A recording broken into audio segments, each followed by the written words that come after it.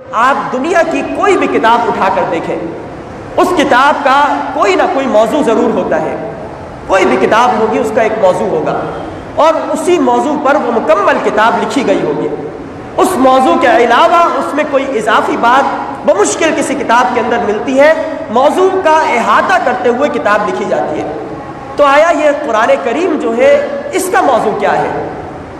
آپ اگر قرآن کریم کا مطالعہ کریں تو آپ دیکھیں گے کہ قرآن کریم میں فلسفے کے حوالے سے بحث کی گئی ہے.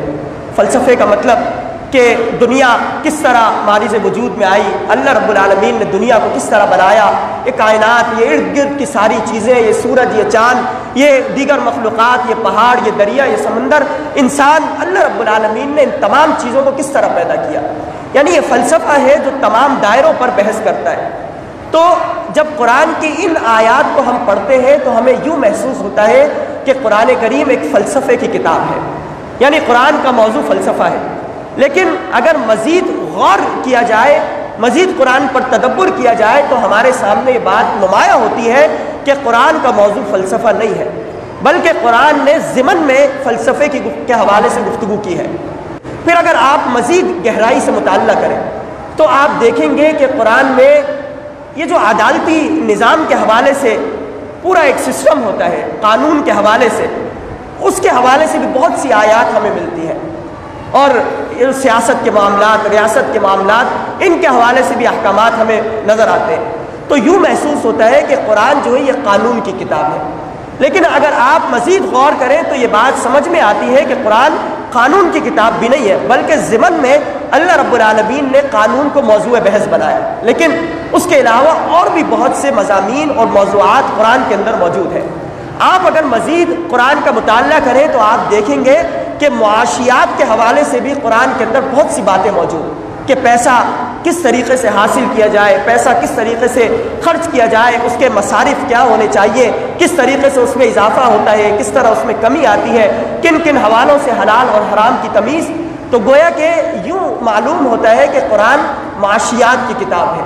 یعنی آپ جس پیرائے میں بھی قرآن کو پڑھنا چاہیں آپ کو اس میں فلسفہ بھی ملے گا، معاشیات کی بحث بھی ملے گی، قانون کی بحث بھی ملے گی، سیاست کے معاملات بھی ملیں گے. آپ اگر سائنس اور ٹیکنالوجی کے حوالے سے قرآن کے اندر شواہدات دیکھنا چاہیں تو یہ چیزیں بھی ملیں گی. لیکن سوال اسی طرح موجود رہتا ہے کہ آخر قرآن کا موضوع کیا ہے؟ وہ کون سا موضوع ہے کہ پورے قرآن کے اندر اس چیز پر گفتگو کی گئی ہو؟ تو ہمارے سامنے بات نمایاں ہوتی ہے کہ قرآن کا ایک اہم موضوع ہے اور پورے قرآن کے اندر اسی کے حوالے سے گفتگو کی جا رہی ہے، اور وہ موضوع میں اور آپ ہیں، یعنی انسان. قرآن کا موضوع جو ہے اللہ رب العالمین نے انسان کو قرار دیا کہ انسان کس طرح پیدا کیا گیا، انسان کس طرح ختم ہو جائے گا، انسان زندگی کس طرح گزارے، انسان اپنے شب و روز کس طرح گزارے، انسان جنت کے حوالے سے کس طرح اعمال کرے، کس طرح اس کے لیے جہنم تیار کی گئی. یعنی پورے قرآن کے اندر جو کچھ چیزیں بیان کی گئی ہیں وہ تمام کی تمام چیزیں میرے اور آپ کے، یعنی ہم سب کے اور انسانیت کے متعلق بیان کی گئی ہیں. تو گویا کہ قرآن کا ایک ہی موضوع ہے اور اہم موضوع ہے کہ قرآن پورا کا پورا انسان کے حوالے سے بحث کرتا ہے کہ آیا انسان نے ماضی میں کیا کچھ کیا، اب اسے کیا کرنا چاہیے، اور مستقبل انسان کا کیسا ہو کہ اس مستقبل کو اختیار کرنے کے نتیجے میں وہ اللہ رب العالمین کا قرب حاصل کر لے اور اللہ رب العالمین کے قریب ہو جائے.